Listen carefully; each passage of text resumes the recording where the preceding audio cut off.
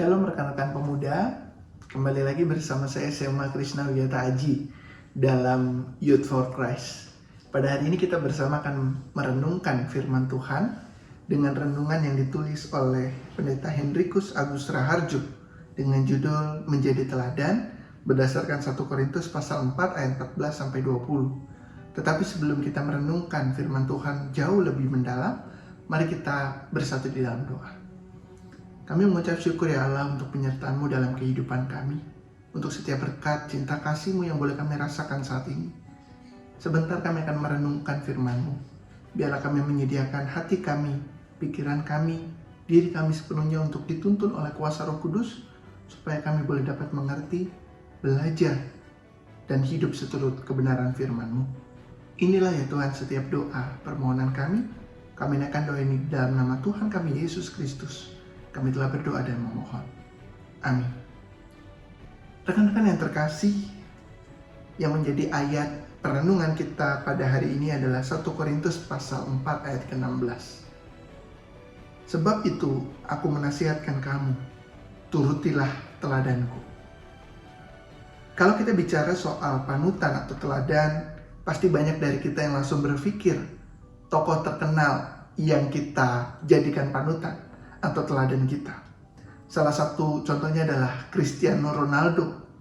Walaupun dia tersingkir dari Piala Dunia tahun ini, dia tetap menjadi orang yang dikenal sebagai seorang yang hebat, berprestasi dalam dunia sepak bola. Dan banyak yang mengidolakan dia. Ia membawa klubnya, negaranya untuk meraih gelar-gelar bergengsi di dunia. Gak heran dia juga menjadi teladan bagi para pemain-pemain muda. Di antaranya adalah Garnacho, Martinelli, Cherki, dan masih banyak yang lain menjadikan Cristiano Ronaldo sebagai inspirasi. Tapi pernah nggak kita berpikir dalam kehidupan kita? Siapa yang kita jadikan inspirasi? Siapa yang kita jadikan teladan dalam hidup kita?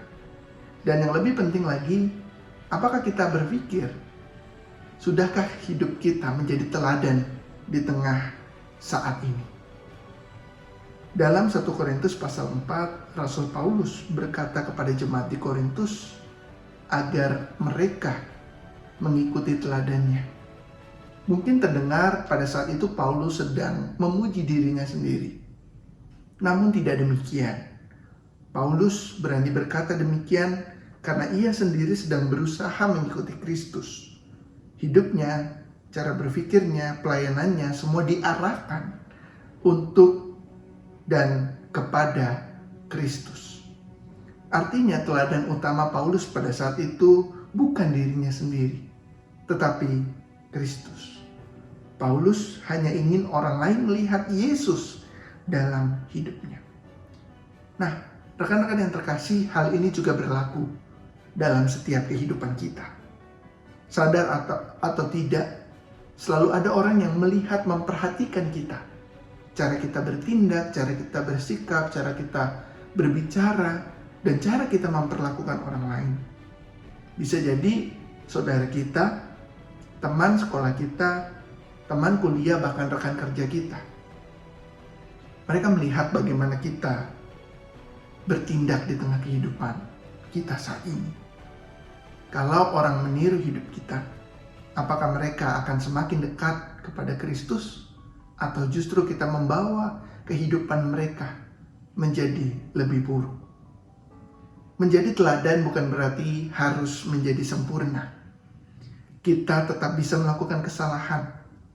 Namun setiap hari kita belajar untuk hidup semakin serupa dengan Kristus. Yaitu dengan mengasihi orang lain, berkata jujur, mengampuni, rendah hati, dan taat kepada setiap firman Tuhan.